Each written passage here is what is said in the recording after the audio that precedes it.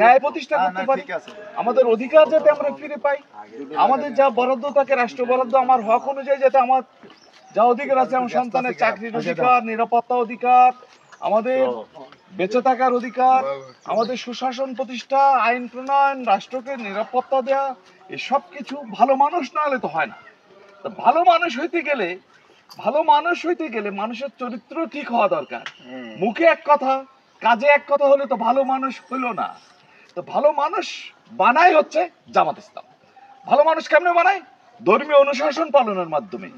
একজন আলেম সে কিন্তু অন্যায় কাজ করতে গেলে তার হৃদয় কাঁপে, ভয় করে।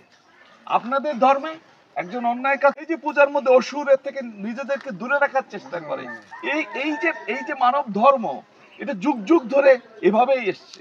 তো সেই জায়গা থেকে পরাশ সাহেবকে মনে করা হয় যে সাম্প্রদায়িক, কিন্তু নয়, উনি অসাম্প্রদায়িক একজন ব্যক্তি। যার যার ধর্ম সে পালন করবে, পরকালে নাজাতের জন্য যার যার ধর্ম অনুযায়ী পরকালে নিজের বিশ্বাসকে রেখে কাজ করবে, নিজেকে নৈতিকতা সম্পন্ন হিসেবে গড়ে তুলবে, আর রাষ্ট্রের সকল নাগরিকের দায়িত্ব নিশ্চিত করবে, নিরাপত্তা নিশ্চিত করবে। উনি যদি এমপি হন, তাহলে হিন্দুদের এমপি, মুসলমানের এমপি, খ্রিস্টানের এমপি, হিন্দুর এমপি, নারীরও এমপি, শিশুর এমপি, সবার এমপি। মেম্বার অফ পার্লামেন্টের আইন করবে, যাতে আইন এমন ভাবে হয় যাতে রাষ্ট্রের সকল নাগরিক ভালো থাকে। আমি হচ্ছে এমন একজন পরিবারের সন্তান, আমরা 7 ভাই।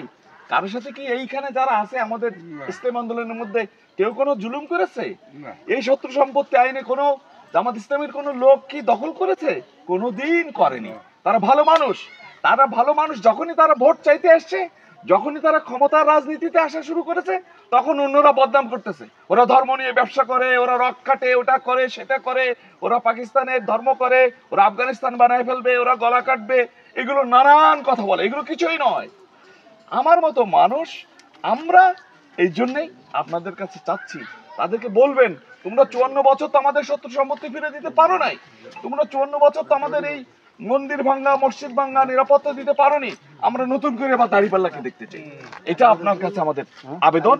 এতটুকুই বলে শেষ করছি। এমপি সাহেবের সাথে থাকেন সব সময় আব্দুল ওয়াদুদ, আমার মেজো ভাই, উনি আসছে, আমরা আপনাদের নিরাপত্তা নিশ্চিত করতে চাই আল্লাহর পক্ষ থেকে। সমস্যা আছে, হ্যাঁ, সব সমস্যা আমাকে খালি একটু ফোন করলেই হবে না। আমি একটা করে বলছি।